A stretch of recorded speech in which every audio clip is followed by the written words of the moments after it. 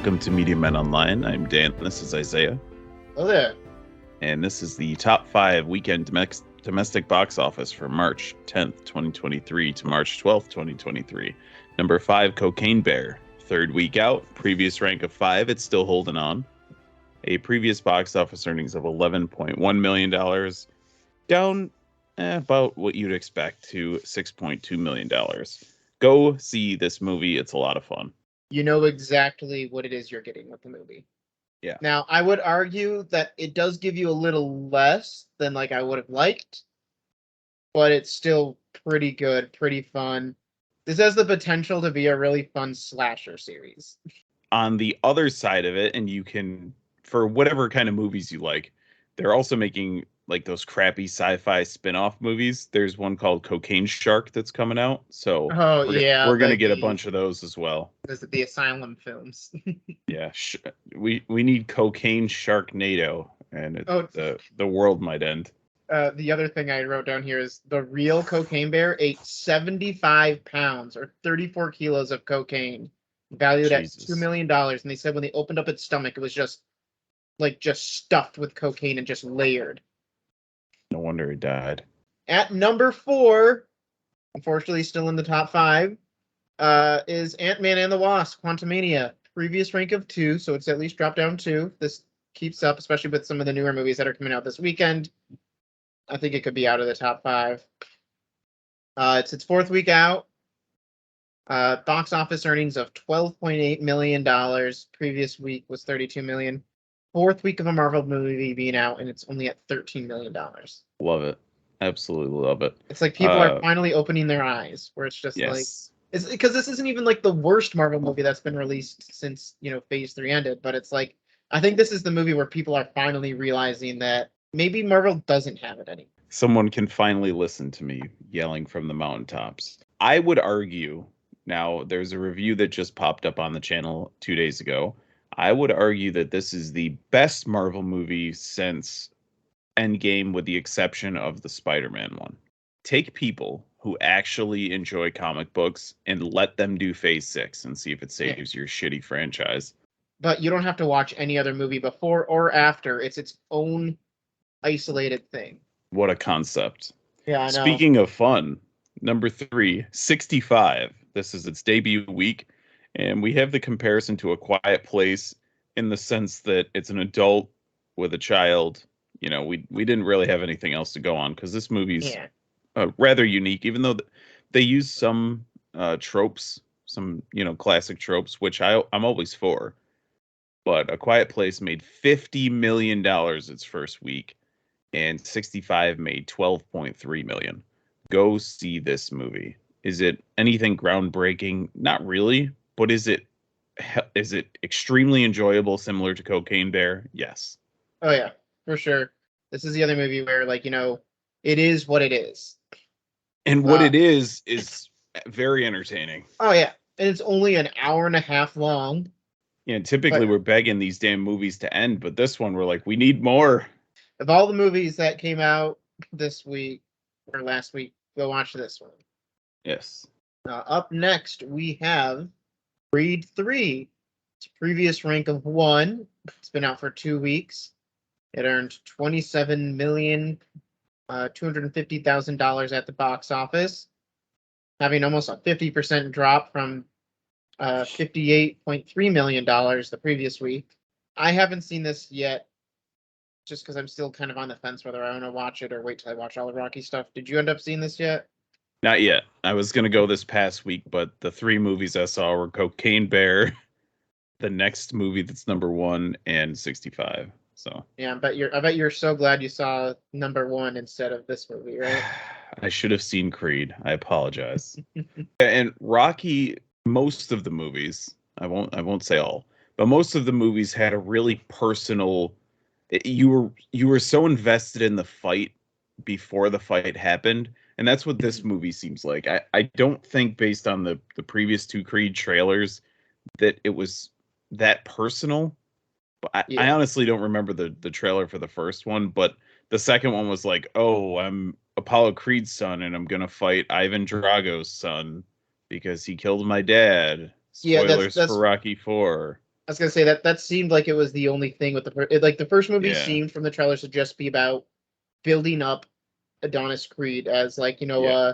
he's coming from nothing. It was more of like he's the trainee of Rocky, is what Yeah. it kind of felt like from that movie. There was personal stakes in the idea of the final fight, but it's Yeah. like Creed himself didn't have any, or Adonis himself didn't actually have any hatred or stake against Drago's Yes. son, because it's just like it's not like his son did anything to him. To be honest, the Rocky/Creed boxing fights themselves aren't exactly similar to actual boxing fights, which I've spent a ton of time with. But it's all about the build to the fight. All right. And at number 1, we have Scream 6. This is its debut compared to Scream 5, which made $30 million its opening weekend, which is bananas. Even more bananas, Scream 6 made $44.45 million in its opening week. So we will be getting a Scream 7. Oh yeah, for sure. If you like Scream, skip it. If you don't, apparently people who don't like Scream but they like Jenna Ortega enjoy this movie. So if you think getting stabbed in the stomach should have some sort of effect on the rest of your day, don't see this movie. If you think that there should be, that was another thing with the Scream movies, right? It felt like there should be there's consequences. Anyone could die at any point. Well, you know what's funny? The Scream Except now. movies used to make fun of the tropes, and now it's evolved to the point where it's just using the tropes. Yeah, it's pretty Like, terrible. so yeah, don't go out and see Scream 6. Go see 65. I mean, it's 4 away from being nice, but go see 65. It's Yeah. you know what? Look at Scream made $44 million. It doesn't need any your money, okay? Yeah. Even if you want Or to your go time. see Scream, pay to see 65 and go see Scream. I like that. All right, so I think we're gonna move on. We'll talk about what's coming out starting today. First up here we have Shazam! Fury of the Gods. Notable cast members, just to name 2, is Zachary Levi and Lucy Liu. It's a adventure superhero movie from Warner Brothers Pictures, and the synopsis is: the film continues the story of teenage Billy Batson, who, upon reciting the magic word Shazam, is transformed into his adult superhero alter ego Shazam. Captain Marvel. I mean Shazam. For you OGs out there. Yeah. One interesting thing about this movie is I was reading, I can't remember what I was reading, but the villains, Lucy Liu and Helen Mirren, are new villains that aren't native to the comic books. They called them Daughters of Atlas, so I was like, okay. Yeah. They're just maybe characters. That's cool. Yeah, I'm hoping this movie wraps up the whole I split my powers with all of you weirdos that I live with. Just have the one guy. Come on. For me, I'm still excited. I love Zachary Levi is like one of my favorite people in Hollywood, even though I guess people are like canceling him for stupid stuff. Yeah. I'm hoping this isn't the end of Zachary Levi as Shazam. I mean, here's the thing, Dan, with you is, we got basically Flashpoint happening, resetting things. Who knows what will happen? But I'm hoping we at least get to keep Zachary Levi as Shazam. But I guess we'll see. We'll see. He decided that he wanted to speak for himself, so he might not be in the new stuff. So next we have Inside, Willem Dafoe, a psychological movie by Focus Features. This one looks awesome. Nemo, a high-end art thief, is trapped in a New York penthouse after his heist doesn't go as planned. Locked inside with nothing but priceless works of art, he must use all his cunning and invention to survive. Willem Dafoe in a I'm Isolated movie, I can't think of much that's better than that. Yeah, I actually stopped watching this trailer halfway through because I was just like, I've seen all I need to see.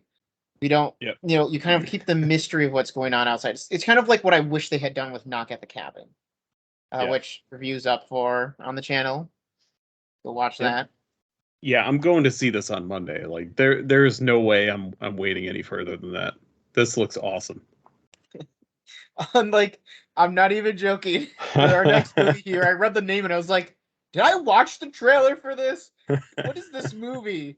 It's a horror thriller from Vertical Entertainment called The Ghost Within. A young woman revisits her family home, desperate to discover her sister Evie's murderer 20 years before. After a series of terrifying encounters with Evie's ghost at 9:09 p.m., Margaret knows that she must fight to learn the truth once and for all. God, this trailer sucks. I thought it looked so bad. They show, like, the only interesting thing was it's like the ghost that they show is this girl with this creepy mask on. And what do they do in the trailer? Like, usually you save the bad CGI effect for the monster for the movie. No, they just straight up show her taking the mask off and the crappy face that's underneath it. Yeah, and there's something about this movie that I think was a big misstep in the trailer. Obviously, the movie doesn't seem like it's going to be very good to begin with, but the trailer shows that the little girl who's the ghost, and also I guess the synopsis does explain that a little bit. Essentially, the ghost is the main girl's sister, and in the trailer they don't have it a mystery as to why the older sister is like looking around. So the little girl, her death, it's by shady circumstances, and they want the older daughter to find out. But if we're going to be following this girl around with a ghost, and the ghost has no interest in harming the older daughter, then there's no tension whatsoever. Oh At least in the trailer, you could have left it a bit vague as to why the ghost is like attached to this girl. Well, it's nothing. Like, why would we be scared for the main girl, right? Like, it doesn't. I hope it's better than it looks. I didn't catch any of that when I was watching the trailer because I was so distracted by the fact that I couldn't understand anything. That's fair. Because you're saying, like, oh, she can't hurt the girl, and I was like, was that in the trailer? I don't remember. Yeah. I hope it's bad. Yeah, and to your point, these movies, like, no matter how stupid we think they are or whatever, a lot goes into them. And, you know, somebody wrote this movie and really put in some effort. So I hope it's better than... Maybe a word will come around and we'll end up enjoying it. Last up, Supercell.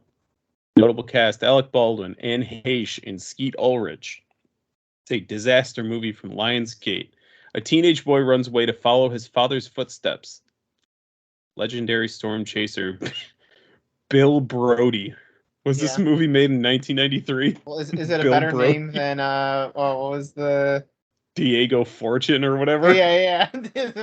Orson Fortune. Or is it a better name than Orson Fortune? No, Orson Fortune. Solid. Is this the movie Alec Baldwin murdered that guy in? I looked that up ahead of time. It's not. Oh, okay. That was a movie called Rust. That was supposed to have Jensen Ackles in it, actually. This does not have Jensen Ackles. This does not have my interest either. The movie doesn't look bad. At least it looks... I mean, it has... I just don't have any interest in disaster movies in general. I don't know. Like those movies like 2012 and Moonfall and all that.